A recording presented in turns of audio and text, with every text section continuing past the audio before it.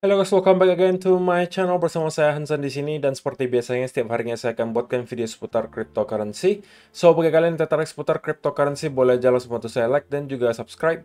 Jangan lupa juga untuk hidupkan lonceng notifikasinya supaya kalian nggak ketinggalan update terbaru seputar cryptocurrency. Oke, judul video hari ini guys, be prepared. Akan ada volatilitas yang luar biasa hari ini menjelang besok guys. Apa penyebabnya? Kita bakalan bahas di video hari ini. Namun sebelum itu, kita bakalan mulai dari market cap terlebih dahulu. Per hari ini, secara global market cap crypto berada di angka 1,18 triliun dolar atau naik sekitar 1,64%. Nah, Bitcoin sendiri di angka 28.200-an, Ethereum 1.802, BNB 336, XRP 0,46, Cardano 0,37, Dogecoin 0,076, Polygon Matic 1,15 dan Solana berada di urutan ke-10 dengan harga 22,39 dolar. So, per hari ini kita melihat market rata-rata dalam keadaan hijau, kenaikannya ranging antara 1, sekian persen hingga 20-an persen. Menjadikan XRP sebagai top performer hari ini dengan kenaikan 22,17% menuju 0,46 dolar. So, itu adalah outlook sementara dari beberapa top coin yang ada. Sekarang kita masuk dulu ke beberapa berita dan data terbaru hari ini.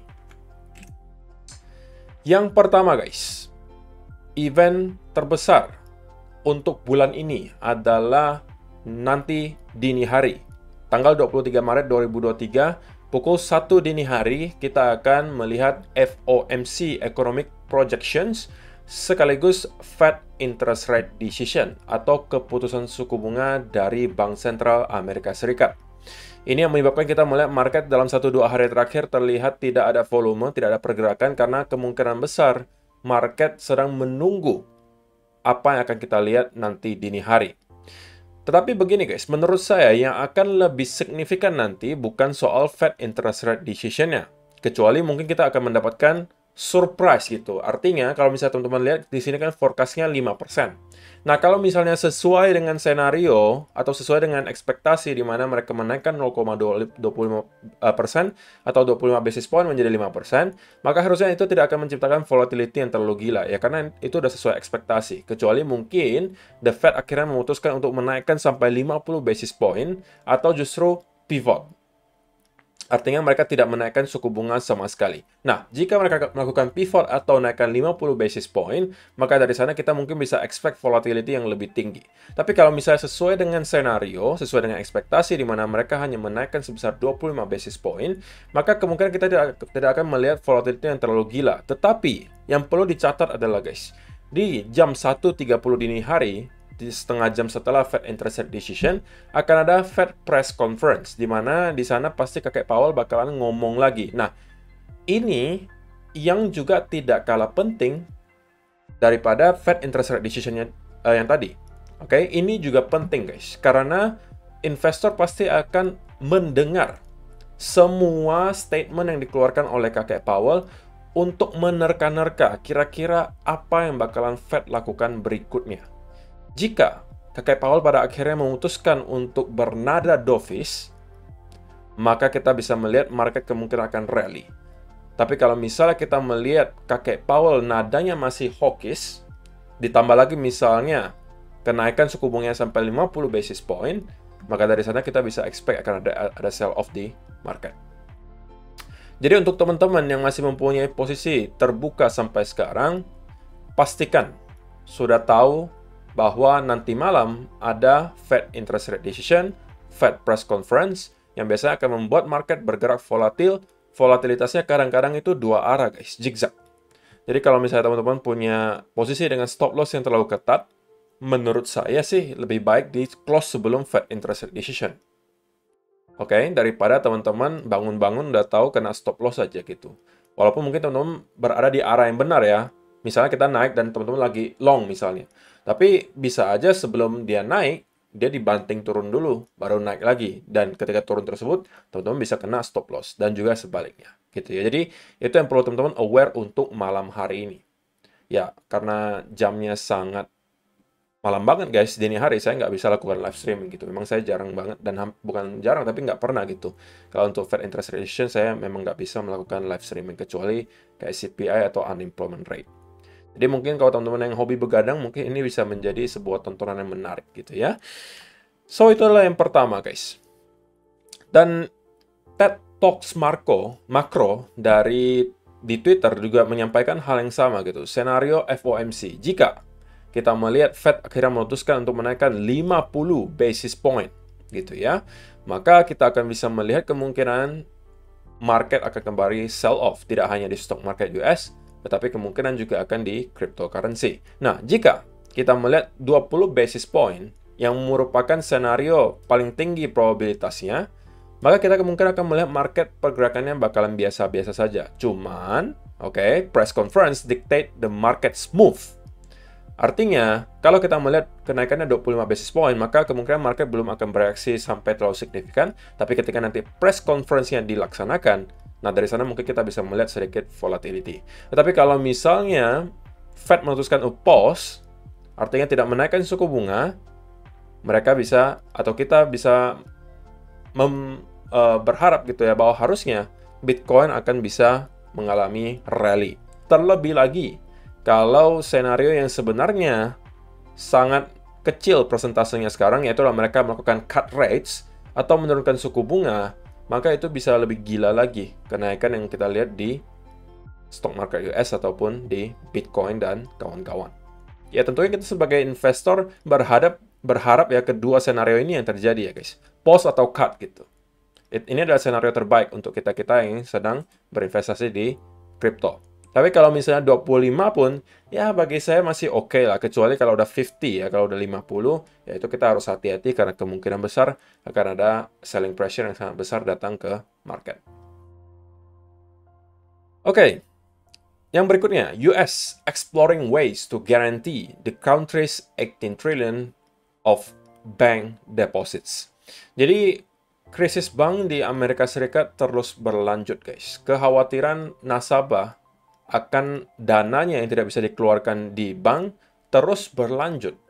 Dan kali ini, kekhawatirannya adalah jika semakin banyak bank yang kemudian berada di ujung kolaps, maka kemungkinan besar FDIC yang sekarang hanya memproteksi $250.000 per nasabah, itu katanya mau dinaikkan gitu. Karena nggak cukup gitu, guys. Oke? Kalau misalnya sekarang teman-teman di Amerika misalnya menjadi nasabah salah satu bank di Amerika, kalian masih terasuransi sampai $250.000 gitu. Tapi kita tahu di Amerika banyak sekali orang-orang kaya gitu yang mempunyai aset lebih dari $250.000. Nah, jika FDIC cuma mampu untuk mengasuransikan $250.000, maka untuk orang-orang yang merasa punya aset di atas itu pasti bakalan ketar-ketir dong, guys. Apa yang mereka akan lakukan? Kemungkinan besar mereka akan mencoba untuk menarik uangnya keluar dari bank. Dan itu akan memperburuk situasi, guys. Karena kalau banyak orang yang mempunyai aset yang besar di sebuah bank berbondong-bondong ke banknya untuk menarik keluar asetnya, lagi-lagi bank run akan terjadi. Maka untuk mengantisipasi hal tersebut, pemerintahan Amerika sekarang mutar otak gitu. Gimana caranya supaya mereka merasa lebih aman gitu, para orang-orang kaya di sana. The current deposit insurance cap under the Federal Deposit Insurance Corporation stands at $250,000. However, following the collapse of several banks in March, there have been calls to increase that amount. Oke? Karena dirasa tidak cukup, guys, untuk meredam kekhawatiran, maka sekarang sedang direncanakan, bukan direncanakan ya, tapi disarankan untuk dinaikkan gitu jumlahnya. Tetapi kalau misalnya sampai itu mereka lakukan, menurut koin Bureo, after some intense studying, they realized that they needed $17 trillion to guarantee all bank deposits. Jadi kalau misalnya pemerintah Amerika Serikat mengatakan semua uang kalian saya garansikan, maka mereka perlu uang sampai 17 triliun dolar, guys. 17 triliun dolar. Bukan rupiah ya guys, 17 triliun dolar. Kalian coba konversikan saja sendiri ke rupiah. Saya juga nggak ngerti lagi itu berapa angkanya. Dan juga disampaikan di sini, the US government say studies ways to guarantee all bank deposits if the banking crisis grows. They say that because they know that the banking crisis will grow, they don't have the $18 trillion required to protect depositors. Run on the bank while you can. Gold, silver, crypto. Jadi kita masih melihat sebenarnya gitu ya, di Amerika, para pemerintahannya itu masih kayak khawatir gitu akan banking crisis ini terus berkembang. Oke, sehingga mereka sekarang sedang mutar otak. Harus ngapain saja gitu ya. Belum lagi nanti kalau misalnya The Fed memutuskan untuk menaikkan suku bunganya lebih gila lagi, oke, ekonomi akan makin susah. Udah gitu orang-orang kayak di sana akan menarik keluar uangnya daripada bank, semuanya akan berantakan gitu. Oke, tapi kalau misalnya mereka mau mengatakan semua uang kalian saya asuransikan, maka perlu uang 17 triliun dolar gitu. Walaupun mungkin itu hanya estimasi kalau misalnya semua orang mau menarik uangnya gitu. Ya saya rasa itu tidak akan terjadi gitu. Tapi pun kalau misalnya kita anggap deh cuma ada sekitaran 20% dari 17 triliun dolar tersebut. Berarti itu udah 3,4 triliun dolar, guys. 3,4 triliun dolar. Itu 3 kali lipat market cap-nya semua cryptocurrency. Oke? Jadi kalian boleh coba pikirin seberapa besar uang itu.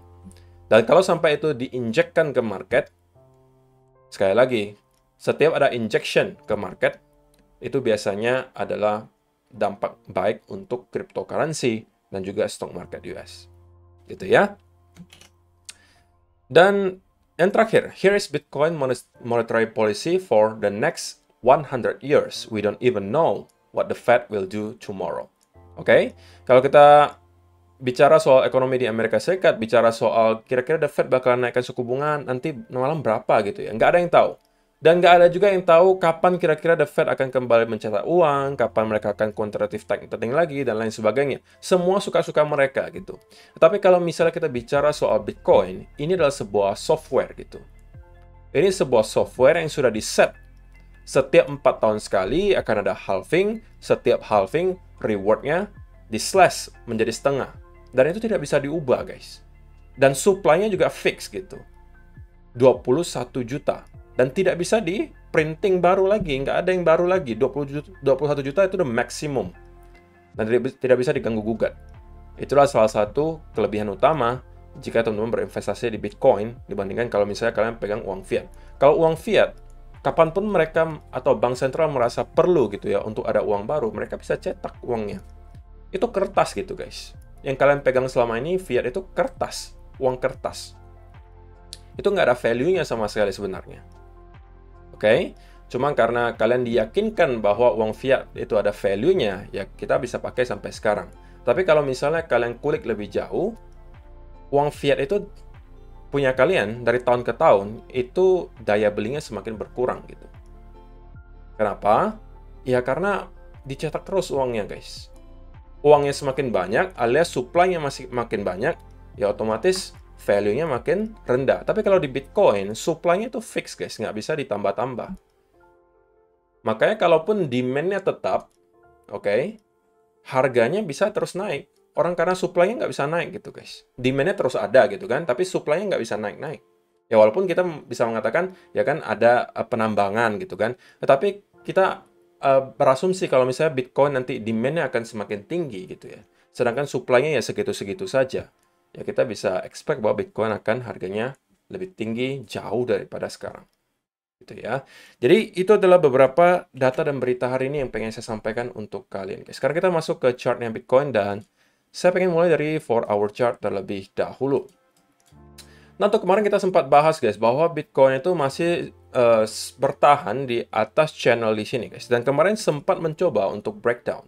Tapi pada akhirnya dibuktikan bahwa breakdown tersebut hanya sebuah fake out, gitu ya. Dengan kita melihat 4-hour candle itu tidak mampu closing di bawah area lower trend line-nya. Dan sekarang kita sedang terkonsolidasi di sekitaran area 28 ribuan. Yang menurut saya kita akan tertahan di sekitaran area range di sini sampai nanti kita melihat Fed interest rate decision, guys. Jadi kita nggak bisa expect akan ada pergerakan yang terlalu gila sampai nanti dini hari, ya karena kemungkinan besar sebagian besar akan menunggu nanti apa yang akan dilakukan oleh the Fed sebelum mereka memutuskan, oke, next saya harus ngapain gitu. Apakah saya harus taking profit? Apakah saya harus membeli lebih banyak? Apakah saya harus jual semuanya? Dan seterusnya. Itu mungkin baru mereka akan lakukan semuanya ketika nanti Fed interest rate decision itu dirilis. Atau mungkin ada beberapa whales yang sudah punya dapat insider info, who knows gitu ya, mungkin bisa aja bergerak sebelum kita menjelang Fed interest rate decision. Tapi in the end of the day, sekali lagi guys, kalau misalnya kita lihat dari 4-hour chart, kita masih kesulitan sepertinya dari untuk Bitcoin untuk mampu break di atas area 28.500-an. Oke, kita sudah berkali-kali mencoba untuk break di atas area tersebut 3 candle daily. Itu kemudian mendapatkan rejection dari sini. Apakah pada akhirnya kita akan mampu break dari area di sini dibantu oleh Fed interest rate decision?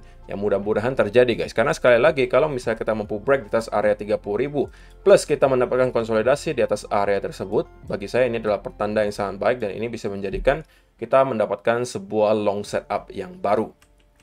Oke, tapi kalau kita ternyata terkoreksi dari sini guys, sekali lagi terkoreksi dari sini, maka next level yang perlu kita pantau adalah sekitaran area 25.300-an, yang tentunya sebelumnya selalu menjadi area major resistance juga, yang kali ini harusnya akan flip menjadi area support.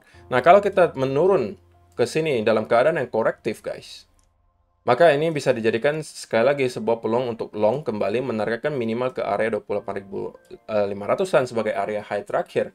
Atau ketika kita break, kita akan menargetkan lagi ke minimal area 32 atau 33.000. Oke. Tetapi, kita harus bahas senario terburuknya juga guys. Kalau misalnya ternyata Fed memutuskan untuk naikkan suku bunga sampai at least misalnya 25 basis point, tapi kakek Powell ketika Fed press conference-nya juga nadanya hawkish banget. Kita bisa aja melihat market juga sell off. Dan kalau misalnya kita sampai tidak mampu untuk maintain di atas 25.000 di sini, yang membuat semua yang kita lihat di sini sebagai sebuah fake out, dan kemudian kita membuat ada bearish continuation pattern, ini adalah peluang juga untuk swing short, guys. Menargetkan minimal mungkin ke area trendan di sini. Kalau ini break, kita bisa aja mendapatkan lower low yang baru. Oke, ini adalah worst case scenario-nya, guys. Tapi kalau ternyata kita melihat Fed pivot, oke, atau cut rates, saya cukup yakin bahwa kita akan bisa break di atas area 28.500 ini, mungkin menuju ke area 30.000 atau 32.000. Oke, jadi sebelum kita melihat Fed interest rate decision dirilis, saya tidak menyarankan teman-teman untuk membuka posisi di Bitcoin long maupun short gitu ya, kecuali kalian scalper itu masih oke lah, mungkin kalian masih bisa punya waktu sampai nanti malam. Tapi kalau misalnya teman-teman merupakan swing trader, saya rasa tidak worth it untuk masuk ke market sekarang. Oke, jadi saya rasa itu aja sih yang perlu saya sampaikan untuk video hari ini guys. Terima kasih yang sudah menonton sampai selesai. See you in the next video. Bye bye.